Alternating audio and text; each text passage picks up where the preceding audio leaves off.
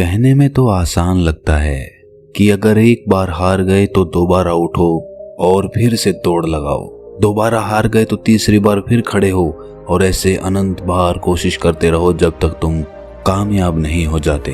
कहने में तो ये बहुत आसान लगता है, लेकिन जब बार बार हार होती रहे तो आखिरकार एक इंसान कितनी कोशिश करे, कहीं ना कहीं उसका मनोबल तो टूटेगा ही। लेकिन क्या कोई ऐसा फॉर्मूला भी है जो निरंतर चलते रहने के लिए हमें हिम्मत देता है? तो इसका जवाब है हाँ, और इसका जवाब आपको इस कहानी में मिलेगा। कहानी के अंत में आप देखेंगे कि कहां से एक इंसान को निरंतर प्रयास करते रहने के लिए हिम्मत मिलती है। जिस तरह मैं भगवान बुद्ध की कहानियों से आप सबको मोटिवेट करता हूँ, वैसे ही आपका सिर्फ एक सब्सक्राइब करना मुझे मोटिवेट करता है। लेने और देने का ये सिलसिला चलता रहे, इसलिए इस चैनल को अभी सब्सक्राइब जरूर कर ले। तो चलिए कहानी शुरू करते हैं। भगवान बुद्ध के हजारों शिष्य थे। जब उनका एक शिष्य बुद्धत्व को प्राप्त हो जाता तो वो उसे किसी एक दिशा में भेजकर वहाँ के लोगों को जागरूक करने और ज्ञान देने के लिए भेज देते थे। बुद्ध का एक शिष्य बुद्ध के सानिध्य में 6 सालों से था। वो एक दिन महात्मा बुद्ध के पास आया और बुद्ध से कहा कि हे बुद्ध, मुझे आपके पास 6 साल हो गए हैं।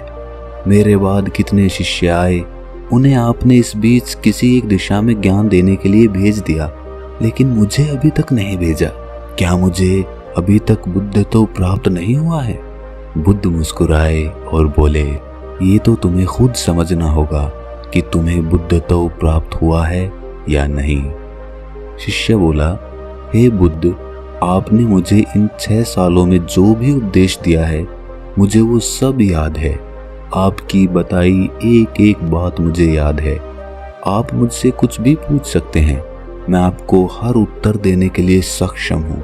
आप मुझे एक मौका तो दें ताकि मैं किसी भी दिशा में जाकर लोगों को आपके ज्ञान के बारे में बता सकूं। बुद्ध ने कहा, ज्ञान की बातों को याद रखने से कुछ नहीं होता जब तक आप उसे अपने आचरण में ना लेकर आओ। जब तक आप किसी चीज को अपने आचरण में नहीं लाएंगे, तब तक आप दूसरों को नहीं कह सकते कि वो उसे अपने आचरण में लेकर आए। शिष्य ने कहा, जो भी हो, कृपा कर मुझे एक मौका तो दें। आप मुझ पर भरोसा रखें, मैं सभी को अपने ज्ञान से प्रभावित कर सकता हूँ। मैं लोगों को ऐसी बातें बता सकता हूँ जिससे उनके जीवन में शांति आएगी और वो शांतिपूर्वक अपना जीवन जी सकेंगे। बुद्ध ने कहा, अभी तुम तैयार नहीं हुए हो। जब तुम तैयार हो जाओगे, मैं तुम्हें खुद सही मार्ग पर जाने के लिए कहूँगा। शिष्य ने कहा, क्यों बुद्ध, आपने मुझे इन 6 सालों में इतना भी ज्ञान नहीं दिया जिससे मैं लोगों को प्रभावित कर सकूं? आखिरकार बुद्ध ने हार कर कहा, ठीक है, तुम पूर्व दिशा की तरफ चले जाओ।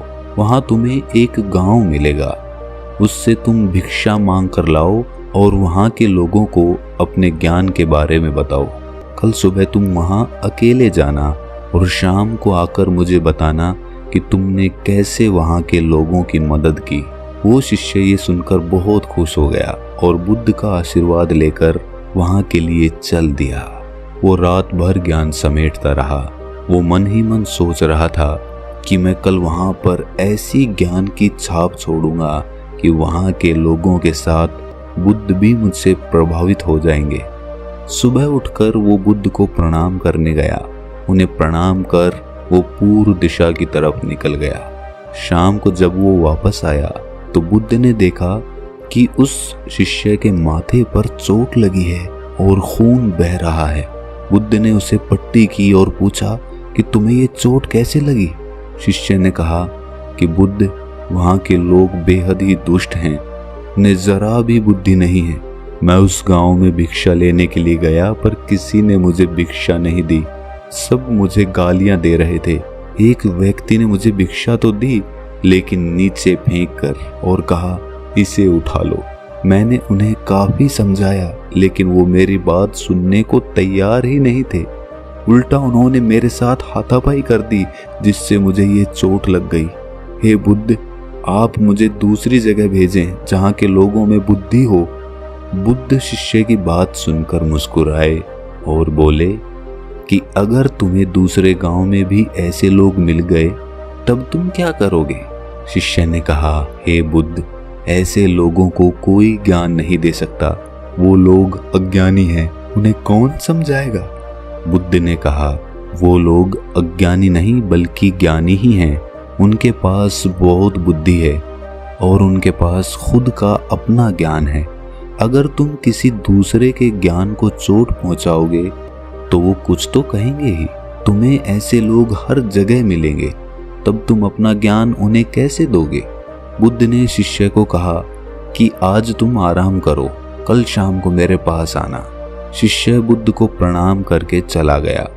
अगली शाम जब वो वापस बुद्ध के पास आया तब वहाँ एक और बुद्ध के शिष्य मौजूद थे। उनके हाथ में चोट लगी हुई थी। बुद्ध ने उस शिष्य के हाथ पर चोट देखकर उस पर पट्टी की और उस शिष्य से पूछा कि तुम्हें ये चोट कैसे लगी? शिष्य ने कहा, बुद्ध, आपने पूर्व के गांव में मुझे जाने के लिए कहा था, वहीं पर मुझे ये चोट लगी। बुद्ध ने कहा, वहां तुम्हारे साथ क्या हुआ था? शिष्य ने कहा, हे बुद्ध, वहां पर मैंने सबसे भिक्षा मांगी लेकिन किसी ने मुझे भिक्षा नहीं दी। एक व्यक्ति ने मुझे भिक्षा दी लेकिन उसने भी जमीन पर फेंक कर कहा कि इसे उठा लो। मैंने चुपचाप उसे अपने पात्र में रख लिया और उसे कल्याण का आशीर्वाद दिया। तब उस आदमी ने मुझसे कहा कि आप बड़े ही अजीब आदमी हैं। मैं आपका अपमान कर रहा हूँ और आप मुझे आशीर्वाद दे रहे हैं। मैंने उनसे कहा कि आप दानी हैं, आपने मुझे दान दिया है, इसीलिए मैं आपको आशीर्वाद दे रहा हूँ। फिर मैं वहाँ से आगे गया तो कुछ लोगों ने मुझे वहाँ से जाने के लिए कहा। उन्होंने मुझे अपशब्द कहे और मुझ पर पत्थर फेंके, जिससे मुझे चोट लग गई। जब मैं वापस आ रहा था तब मैंने एक माँ को रोते हुए देखा। वो अपने बीमार बच्चे को लेकर चिंतित थी। मैं तुरंत जंगल से उसके लिए कुछ जड़ी बूटी ले आया, लेकिन वहाँ के लोग मुझे उसे जड़ी बूटी नहीं देने दे रहे थे। फिर मैंने उनसे विनती की कि वो मुझे उस बच्चे का इलाज करने दे। उसके बाद वो जैसा कहेंगे मैं ठीक वैसा ही करूँगा।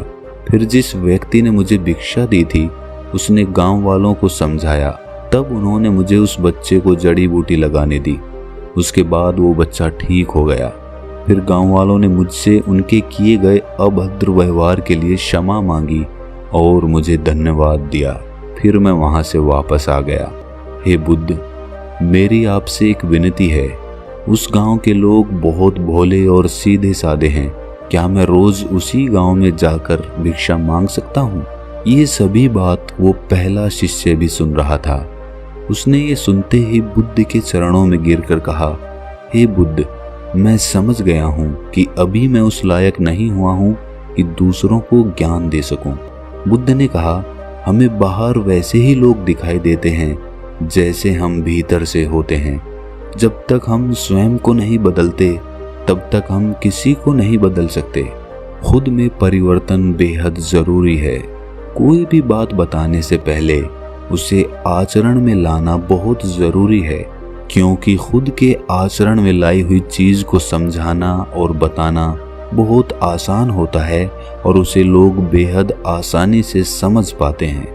तो दोस्तों, आप सोच रहे होंगे कि इसमें निरंतर प्रयास करने का कौन सा मंत्र है, तो यहीं पर हमारी समझ काम आती है। इस कहानी में दो पात्र थे। दोनों पात्र वहां से चोट खाकर आए। एक पात्र उनको गालियां निकालने लगा, लेकिन दूसरा पात्र फिर से वहीं जाने के लिए कहने लगा। ऐसे ही जब हमारे जीवन में कोई कठिनाई आती है या फिर हमारा प्रयास विफल हो जाता है, तो या तो हम उससे मुंह मोड़ लेते हैं या उस काम को कभी करने की कोशिश ही नहीं करते हैं। लेकिन दूसरी तरह का पात्र उसी काम को करने का नजरिया बदल देता है। वो उसी नाकामयाबी में कुछ ना कुछ मोटिवेशन ढूंढ लेता है। जैसे एक नवजात बच्चा होता है, उसे शुरुआत में चलना नहीं आता है। वो बार बार चलता है, फिर गिर जाता है, वो फिर उठता है, फिर चलता है। उसके लिए वो गिरने का और चलने का एक खेल बन जाता है। उसके लिए वो मनोरंजन बन जाता है। उसको वो कोशिश नहीं लगती, उसको वो खेल लगने लगता है, क्योंकि उसके पास कोई दूसरी चीज करने को होती ही नहीं है। और हमारे पास करने को बहुत सारी चीजें होती हैं, इसीलिए हम जब एक चीज में असफल होते हैं तो हम दूसरी चीज की तरफ भागने लगते हैं। लेकिन अगर हम 100 जगह मिट्टी खोदने की बजाय एक ही जगह पर मिट्टी खोदते रहें तो एक दिन वो कुआं बन जाएगा और उसमें से पानी भी निकल आएगा। इस बात को अपनी गांठ बांध लो कि हर नाकामयाबी आपके लिए एक नया मनोरंजन लेकर आए, और अगली बार उसी काम को करने के लिए आप एक नया नजरिया लेकर आए। एक नए नजरिए से उस काम को देखने की कोशिश करें और फिर देखें कामयाबी आपके कदम चूमेगी। अगर ये कहानी आपको अच्छी लगी तो इसे अपने दोस्तों, रिश्तेदारों और मित्रों के साथ साझा जरूर करें, और ऐसी ही कहानी सुनते रहने के लिए हमारे चैनल को सब्सक्राइब जरूर कर लें और नोटिफिकेशन बेल को ऑन कर दें। तो मिलते हैं अगली किसी कहानी में, तब तक के लिए अपना ख्याल रखें।